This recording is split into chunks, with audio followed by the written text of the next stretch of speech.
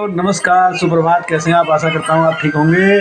मैं भी ठीक हूँ। और सुबह सुबह की आज की गुड मॉर्निंग हो रही है मेरी दोनों नातियों के साथ। ये है मेरी नातनी पीहू और ये है मेरा नाती काव्या। कीजिए, सब्सक्राइब कीजिए, कमेंट कीजिए मेरे नानू के चैनल को आनंदा बावरी। तो ये छोटे छोटे मेरे नाती पोतों की अपील है कि आप मेरे जो है सब चैनल को सब्सक्राइब कर दीजिए, लाइक कर दीजिए और कमेंट कर दीजिए। कम से कम इन छोटे छोटे बच्चों की बात तो मान लीजिए यार।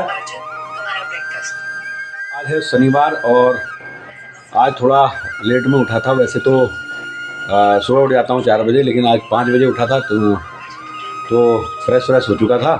तो अब मैं तैयार होता हूँ, नाश्ता वास्ता करता हूँ और जाता हूँ ऑफिस को, और फिर मिलूँगा आपसे मैं शाम को। तो यार दगड़ियों, शाम के बज गए हैं 5 और मैं पहुँच गया हूँ ऑफिस से। और ऑफिस से पहुँचकर बस चाय पी है मैंने, और चाय पीने के बाद मैंने कहा कि चलो वीडियो को पूरा कर लिया जाए, क्योंकि दिन भर ऑफिस में जाने के बाद फिर वीडियो बनाना संभव नहीं होता है, क्योंकि भले ही काम हो या ना हो, ऑफिस में बैठकर फिर इधर उधर जाना थोड़ा दिक्कत ही होती है, और जो ठीक भी नहीं है, क्योंकि हम जब एक काम कर रहे होते हैं तो उसमें दूसरा काम, या तो ऑफिस के आसपास कोई ऐसी घटना हुई हो या कोई घटनाक्रम हुआ हो, तो तब तो उसे रिकॉर्ड कर लिया जाए या वीडियो बना ली जाए उसकी। तो ऐसा कुछ नहीं था, बस दिन भर चर्चाओं का ही बाजार गर्म होता रहता है। जैसा कि मैंने कल के वीडियो में बताया था कि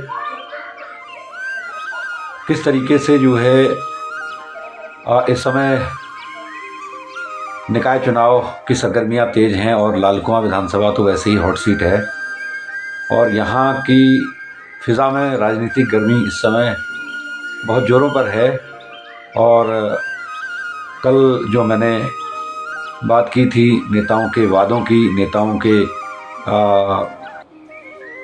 कस्मों की, नेताओं के घड़ियाली आंसुओं की, तो ये सब चल रहा है। और नेता जो है इसमें आराम से आप लोगों को बहका फुसला कर वोट ले लेते हैं, और काम तो फिर वही ढाक के 3 पात। फ़ायदा केवल कुछ चमचों को, कुछ दलालों को, कुछ माफियाओं को और कुछ ठेकेदारों को होता है। बाकी आम जनता काम अपना बनता, भाड़ में जाए जनता वाला हिसाब है। तो कल जब मैं वीडियो आपको दिखा रहा था, जिसमें मैंने आपको दिखाया था कि शहीद की पत्नी जो है नेताओं द्वारा किए गए वादों से कितनी त्रस्त हो चुकी है, और शायद उसने मीडिया में बयान भी दिया है कि 26 जनवरी तक यदि उसकी मांगें पूरी नहीं हुई तो 26 जनवरी से वो आमरण अनशन भी करेगी। तो आज का वीडियो में बहुत लंबा कुछ बना नहीं पा रहा हूँ, तो मुझे लगा कि शहीद सैनिकों के नाम एक कविता आपके सम्मुख रखूं। तो लीजिए मेरी ये छोटी सी कविता, जो हमारे देश के ही नहीं बल्कि हर देश से लड़ने वाले उन जांबाज सैनिकों के लिए समर्पित है, जो अपने अपने देश के लिए, अपने अपने स्वाभिमान के लिए, अपनी अपनी स्वाधीनता के लिए और अपनी अपनी संविधान की रक्षा के लिए सीमाओं पर अपने देश की सीमाओं की हिफाजत करने के लिए, अपने देशवासियों की हिफाजत करने के लिए हथियार उठाते हैं, और जांबाज और निडरता के साथ वो मुकाबला करते हैं हर परिस्थितियों का, मौसम का, दुश्मनों का और भूख का, एक लंबे इंतज़ार का। और सौभाग्यशाली होते हैं वो सैनिक जो लौट कर घर आ जाते हैं, लेकिन वो वीर सैनिक जो कभी लौट कर घर नहीं आते, उनकी पार्थिव देह ही घर आती है। तो ऐसे ही जांबाज को समर्पित ये कविता आपके सम्मुख प्रस्तुत कर रहा हूँ। सैनिक ने सजी संवरी दुल्हन को देखा ज्यों ही, सैनिक ने सजी संवरी दुल्हन को देखा ज्यों ही, खुशी के मारे झूम झूम गया उसका मन यूं ही।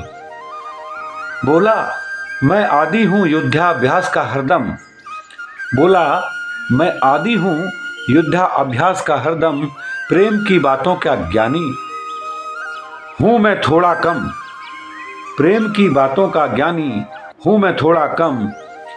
एक ओर सैनिक प्रेम में मग्न था और दूसरी ओर सीमा पर युद्ध छिड़ गया था। अपनी नवविवाहित पत्नी को छोड़कर वो युद्ध भूमि में जाने को हो गया तैयार। पत्नी ने कहा, आज ही तो विवाह हुआ है। पत्नी ने कहा, आज ही तो विवाह हुआ है, कुछ समय मेरे साथ बिताइए, युद्ध हेतु अभी मत जाइए। सैनिक बोला, मृत्यु तो जीवन का अटल सत्य है। सैनिक बोला, मृत्यु तो जीवन का अटल सत्य है। युद्ध भूमि में मिलने वाली मृत्यु तो जीवन का गौरव है। युद्ध भूमि में मिलने वाली मृत्यु तो जीवन का गौरव है। नहीं चाहिए लंबा जीवन, नहीं चाहिए लंबा जीवन, उत्तम जीवन जीने दो। कायर बनकर कैसा जीना, कायर बनकर कैसा जीना। जीवन एक युद्ध है, मुझे लड़ते हुए मरने दो, मुझे लड़ते हुए मरने दो, मुझे लड़ते हुए मरने दो। जय हिंद, जय भारत। तो दगड़ियों, आज का व्लॉग आपको कैसा लगा और ये कविता आपको वीर सैनिक और शहीद सैनिकों के सम्मान के प्रति जो प्रस्तुत की है, कैसी लगी? यदि आपको अच्छी लगी हो तो कृपया चैनल को लाइक करिए, शेयर करिए और सब्सक्राइब कर दीजिए तथा कमेंट करके मुझे अपना भरपूर सहयोग दीजिए।